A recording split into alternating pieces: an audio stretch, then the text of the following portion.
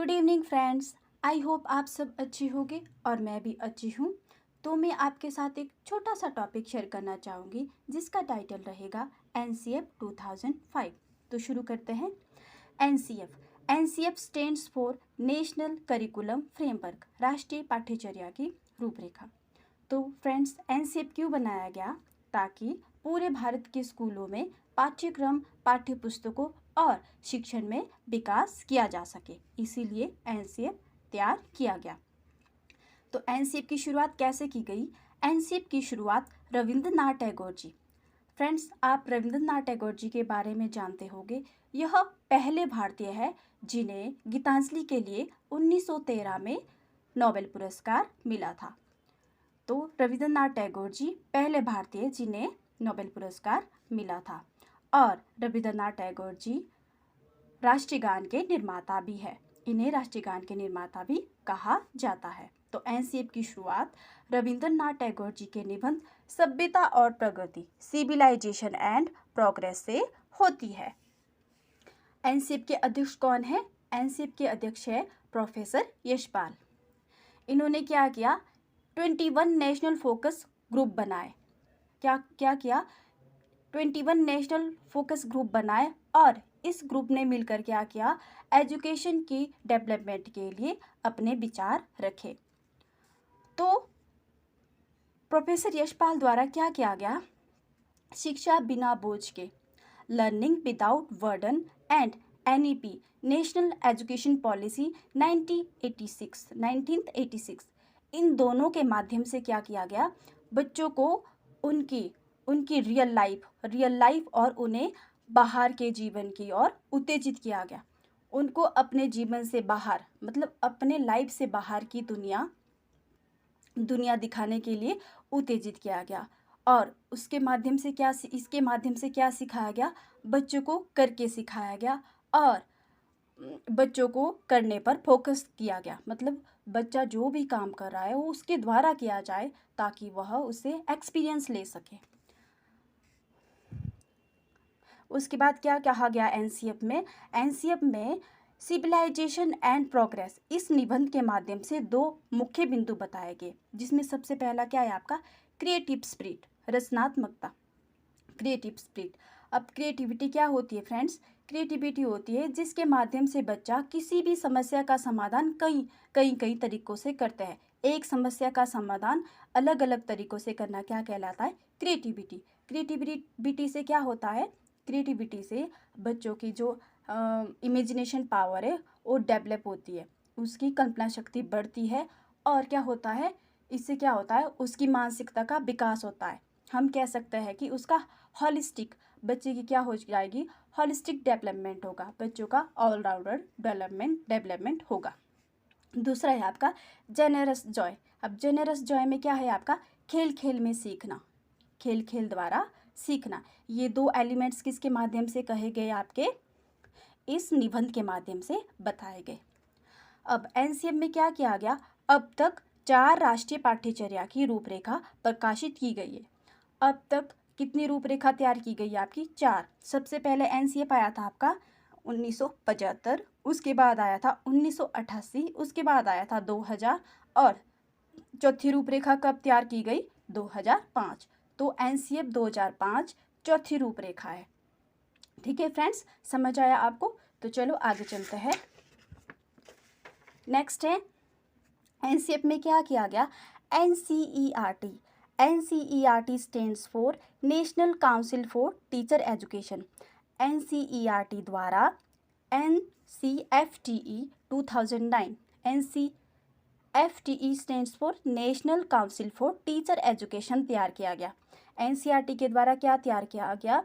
NCFTE 2009 तैयार किया गया, जिसका उद्देश्य क्या था? शिक्षकों की शिक्षा में उन्नति करना, मतलब जो टीचर्स है उनकी एजुकेशन में क्या करना? उनकी एजुकेशन में डेवलपमेंट करना, उनका विकास करना और उनमें उन्नति करना। उसके बाद क्या बताया गया NCF में? NCF 2005 द्वारा 5 मुख्य निर्देश दिए गए। NCF 2005 द्वारा क्या किया गया? 5 मुख्य निर्देश दिए गए, जिसमें पहला था ज्ञान को बाहर की दुनिया से जोड़ना। जो नॉलेज है उसको बाहर की दुनिया से कहने का मतलब है यहाँ की बच्चों को रियल लाइफ से जोड़ना, मतलब उनकी जो रियल लाइफ है, उनका वास्तविक जीवन है, उससे बच्चों को कनेक्ट करना। दूसरा है आपका परीक्षा प्रणाली में लचीलापन होना। एनसीएफ 2005 में दूसरा मुख्य निर्देश क्या कहा गया कि परीक्षा प्रणाली में क्या होना चाहिए, लचीला फ्लेक्सिबिलिटी का मतलब है आपका परिवर्तन, उसमें परिवर्तन होते रहना चाहिए। जो आपका एग्जामिनेशन सिस्टम है उसमें चेंजेस होते रहने चाहिए ताकि बच्चों की होलिस्टिक डेवलपमेंट हो, बच्चों का ऑलराउंडर डेवलपमेंट हो। होलिस्टिक डेवलपमेंट है आपका बच्चों का मानसिक, सामाजिक और शारीरिक और सांस्कृतिक विकास किया जा सके। नेक्स्ट है आपका चौथा निर्देश क्या दिया गया, curriculum go beyond text book. आपका जो करिकुलम है वो कैसा होना चाहिए, आपकी टेक्स्ट बुक से भी संबंधित होना चाहिए और ऐसा होना चाहिए जिसमें उनका अनुभव है, उनके अनुभव के माध्यम से क्या करे वो अपना अनुभव एक दूसरे के साथ शेयर करके एक दूसरे के साथ क्या करे, एडजस्टमेंट मतलब सामंजस्य स्थापित करे। नेक्स्ट है आपका 5 लास्ट निर्देश क्या कहा गया, नेशनल वैल्यू। उनको नेशनल वैल्यू सिखाई गई। नेशनल वैल्यू का क्या मतलब है आपका कि वह नेशनल वैल्यू के साथ आगे बढ़े, जिससे क्या हो वो आपस में कोऑर्डिनेशन बनाए रखे और एक दूसरे की हेल्प करे और अपने से बड़ों का आदर करे। ये होती है हमारी नेशनल वैल्यू। अब इसमें क्या किया गया, एनसीएफ 2005 में और भी कुछ चेंजेस किए गए। बच्चों के सब्जेक्ट को इंटीग्रेटेड अप्रोच मतलब एकीकृत उपागम दिए गए बच्चों के सब्जेक्ट के लिए। सब्जेक्ट की बाउंड्री है, जो सब्जेक्ट की एक बाउंड्री होती है उसे एक दूसरे से लिंक करके समझाना। जैसे आपका मैथ सब्जेक्ट है उसको आर्ट्स ड्राइंग के साथ लिंक करके समझाना। और क्या कहा गया एनसीएफ 2005 में 35 मिनट्स क्या होना चाहिए, 35 मिनट्स फॉर 1 पीरियड। 35 मिनट पे क्या होना चाहिए, एक पीरियड रखा गया है। और इसमें लैंग्वेज क्या रखी गई है, प्राइमरी लेवल पर मदर टंग का प्रयोग किया जाना चाहिए। और जो आपका मिडिल लेवल है, सीनियर सेकेंडरी लेवल है, उसमें 3 लैंग्वेज फॉर्मूले को लागू किया गया। त्रिभाषी सूत्र, जैसे आपका 3 भाषाएं पढ़ाई जाए, मातृभाषा और दूसरी क्या होनी चाहिए आपकी हिंदी और तीसरी कोई भी मॉडर्न लैंग्वेज आप पढ़ सकते हैं। और इसमें क्या किया जाना चाहिए, किसी भी समस्या का समाधान किया जाना चाहिए और बच्चों को इस तरह प्रोत्साहित करना चाहिए ताकि वो एक दूसरे के साथ कोऑर्डिनेशन बनाए रखे। तो ये था फ्रेंड्स आपका एनसीएफ। आई होप आप सबको समझ आया होगा। Thanks. Evening friends, I hope आप सब अच्छे होंगे और मैं भी अच्छी हूँ। तो मैं आपके साथ एक छोटा सा टॉपिक शेयर करना चाहूँगी जिसका टाइटल रहेगा एनसीएफ 2005। तो शुरू करते हैं। NCF stands for national curriculum framework, राष्ट्रीय पाठ्यचर्या की रूपरेखा। तो फ्रेंड्स एनसीएफ क्यों बनाया गया, ताकि पूरे भारत के स्कूलों में पाठ्यक्रम, पाठ्यपुस्तकों और शिक्षण में विकास किया जा सके, इसीलिए एनसीएफ तैयार किया गया। तो एनसीएफ की शुरुआत कैसे की गई, एनसीएफ की शुरुआत रविंद्रनाथ टैगोर जी। फ्रेंड्स आप रविंद्रनाथ टैगोर जी के बारे में जानते होंगे। यह पहले भारतीय है जिन्हें गीतांजलि के लिए 1913 में नोबेल पुरस्कार मिला था। तो रविंद्रनाथ टैगोर जी पहले भारतीय जिन्हें नोबेल पुरस्कार मिला था। और रविंद्रनाथ टैगोर जी राष्ट्रीय गान के निर्माता भी है, इन्हें राष्ट्रीय गान के निर्माता भी कहा जाता है। तो एनसीएफ की शुरुआत रविंद्रनाथ टैगोर जी के निबंध सभ्यता और प्रगति, सिविलाइजेशन एंड प्रोग्रेस से होती है। एनसीएफ के अध्यक्ष कौन है, एनसीएफ के अध्यक्ष है प्रोफेसर यशपाल। इन्होंने क्या किया, 21 नेशनल फोकस ग्रुप बनाए। क्या किया, 21 नेशनल फोकस ग्रुप बनाए और इस ग्रुप ने मिलकर क्या किया, एजुकेशन की डेवलपमेंट के लिए अपने विचार रखे। तो प्रोफेसर यशपाल द्वारा क्या किया गया, शिक्षा बिना बोझ के, learning without burden and NEP national education policy 1986, इन दोनों के माध्यम से क्या किया गया, बच्चों को उनकी रियल लाइफ और उन्हें बाहर के जीवन की ओर उत्तेजित किया गया। उनको अपने जीवन से बाहर, मतलब अपने लाइफ से बाहर की दुनिया दिखाने के लिए उत्तेजित किया गया। और उसके माध्यम से इसके माध्यम से क्या सिखाया गया, बच्चों को करके सिखाया गया और बच्चों को करने पर फोकस किया गया। मतलब बच्चा जो भी काम कर रहा है वो उसके द्वारा किया जाए ताकि वह उससे एक्सपीरियंस ले सके। उसके बाद क्या कहा गया एनसीएफ में सिविलाइजेशन एंड प्रोग्रेस, इस निबंध के माध्यम से दो मुख्य बिंदु बताए गए, जिसमें सबसे पहला क्या है आपका क्रिएटिव स्पिरिट, रचनात्मकता, क्रिएटिव स्पिरिट। अब क्रिएटिविटी क्या होती है फ्रेंड्स, क्रिएटिविटी होती है जिसके माध्यम से बच्चा किसी भी समस्या का समाधान कई तरीकों से करता है। एक समस्या का समाधान अलग अलग तरीकों से करना क्या कहलाता है, क्रिएटिविटी। क्रिएटिविटी से क्या होता है, क्रिएटिविटी से बच्चों की जो इमेजिनेशन पावर है वो डेवलप होती है, उसकी कल्पना शक्ति बढ़ती है और क्या होता है, इससे क्या होता है, उसकी मानसिकता का विकास होता है। हम कह सकते हैं कि उसका हॉलिस्टिक, बच्चे की क्या हो जाएगी, हॉलिस्टिक डेवलपमेंट होगा, बच्चों का ऑलराउंडर डेवलपमेंट होगा।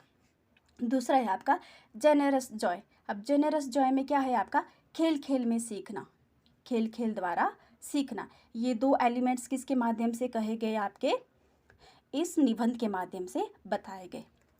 अब एनसीएफ में क्या किया गया, अब तक 4 राष्ट्रीय पाठ्यचर्या की रूपरेखा प्रकाशित की गई है।